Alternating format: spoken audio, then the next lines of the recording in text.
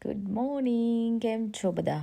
જય શ્રી કૃષ્ણ. તો આજે સવારે ઉઠીને રોજનું અમારું રૂટીન હોય છે, દીવાબત્તી કરીને નાહી ધોઈને તૈયાર થઈને દીવાબત્તી કરીને કિચનમાં બધાનું લંચ પેક કરવાનું, સ્નેક પેક કરવાનું, બધાની બોટલ્સ ભરવાની, મારી બેગ રેડી કરવાની, છોકરાઓનો lunch box snack box ready થાય.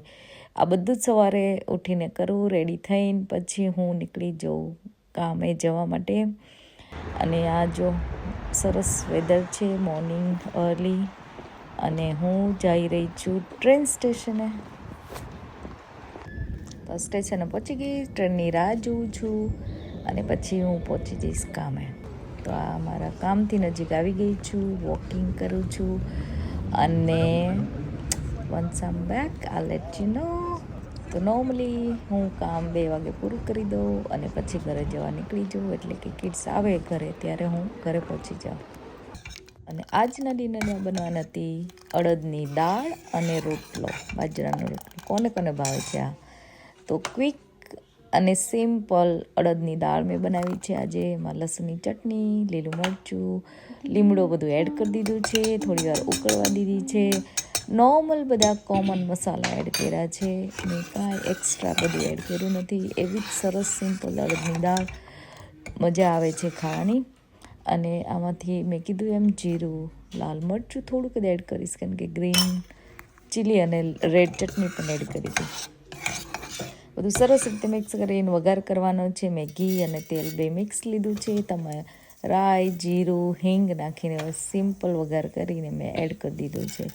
તો આ રીતે અડદની દાળ હું બનાવું છું, અને સરસ સિમ્પલ અને યમી બાજરાના રોટલા સાથે બહુ યમી લાગે છે. કોને કોને ભાવે છે કમેન્ટમાં જણાવવાનું ભૂલતા નહીં, અને તમે કઈ રીતે બનાવો છો એ પણ જણાવજો.